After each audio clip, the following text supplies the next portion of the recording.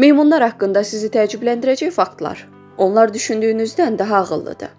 Bugün sizi təbiətin ən enerjili, ağıllı və maraqlı canlılarından biri, meymunlar dünyasına səyahətə aparacağam.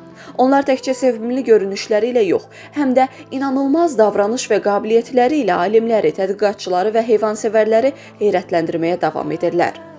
Gəlin indi bir-birindən maraqlı, bəziləri isə sizi təəccübləndirəcək faktlarla tanış olaq. Meymunlar yalnız bir növ deyil. İlk olaraq qeyd eləmək lazımdır ki, meymun dedikdə tək bir növdən danışmırıq. Hazırda dünyada 260-dan çox meymun növü mövcuddur. Onlar əsasən iki böyük qrupa bölünür. Yeni dünya meymunları, Cənubi və Mərkəzi Amerikada yaşayanlar, məsələn, kapuçin, hörümçək meymunları, qoca dünya meymunları, Afrika və Asiyada yaşayanlar, məsələn, babun, makak, vervet. Bu növlər fərqli ölçülərdə, fərqli həyat tərzində və davranış modellərində olur. Onlar əl işarələri ilə ünsiyyət qururlar. Bəzi meymunlar, xüsusən də şimpanzilər və bonobolar, insan kimi əl işarələri ilə ünsiyyət qurmağı bacarırlar. Hətta bir çox araşdırmalarda onlara işarət dili öyrədilib və bu dildə su istəyirəm, oynamaq istəyirəm kimi cümlələr qurduqları müşahidə olunub. Onların yaddaş və assosiasiya qabiliyyəti heyrətamizdir. Alət düzəldən ilk canlılar yalnız insanlar olmuyor. Ənənəvi olaraq alət düzəltmək insanlara məxsus bir qabiliyyət kimi qəbul olunurdu. Amma bu fikir artıq dəyişib. Kapuçin meymunları qozu sındırmaq üçün daşdan çəkic düzəldirlər. Şimpanzelər termitləri çıxarmaq üçün çubuqlara forma verib istifadə edirlər. Orangutanlar isə hətta yarpaqdan çətir kimi istifadə edirlər. Yəni bu meymunlar düşünür, plan qurur və alətlər yaradırlar. Bu isə onların kompleks düşünmə qabiliyyətinə malik olduqlarını sübut edir. Genetik baxımdan bizə çox bənzəyirlər. İnsan və şimpanze arasında 98,7% genetik uyğunluq var. Bu rəqəm o qədər yüksəkdir ki, bir çox alimlər insanla şimpanzenin ortaq ulu əcdadının təxminən 6-7 milyon il əvvəl yaşadığını bildirirlər. Daha maraqlısı isə odur ki, meymunlarda da qısqanclıq, qəzəb, sevinç, depressiya və hətta empatiya kimi emosiyalar müşahidə edilib.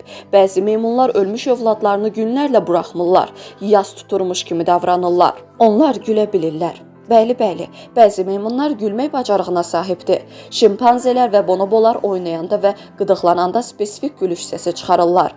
Bu səs insan gülüşünə bənzəyir və sosial əlaqələrin möhkəmlənməsində böyük rol oynayır. ABŞ-də Yale Universitetində aparılan məşhur bir təcrübədə kapuçin meymunlarına metal disklər qarşılığında meyvə verildi. Zamanla meymunlar bu diskləri pul kimi anlamağa başladılar. Hətta bəziləri bu pulu oğurlamağa, bəziləri isə bir-biri ilə diskləri dəyişməyə başladı. Bu onların mübadilə və dəyər anlayışına malik ola bildiyini göstərdi.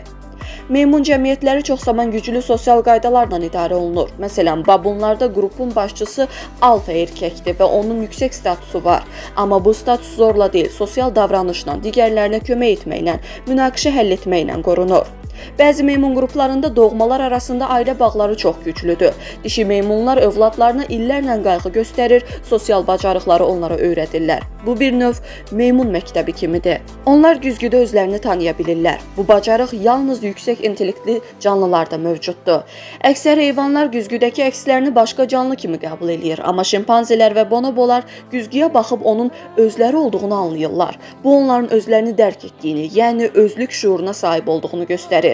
Təəssüf ki, bu maraqlı və zəngin canlıların çoxu nəsli kəsilmək üzrədir.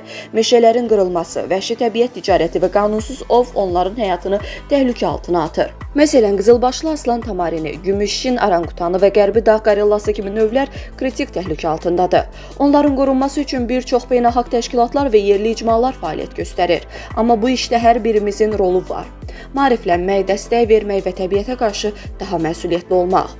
Meymunlar təkcə banan yeyib ağaclarda tullamaqla kifayətlənməyən, emosiyalarını ifadə edən, alət düzəldən, dostluq edən, hətta danışmağa çalışan möhtəşəm canlılardır. Onlara biraz daha yaxından baxdıqda insanın özü ilə olan oxşarlığı da daha aydın görünür. Əgər bu canlılar sizi də heyran qoyursa, onların həyatına və hüquqlarına hörmətlə yanaşaq. Çünki təbiət bizimlə birlikdə onların da evidir.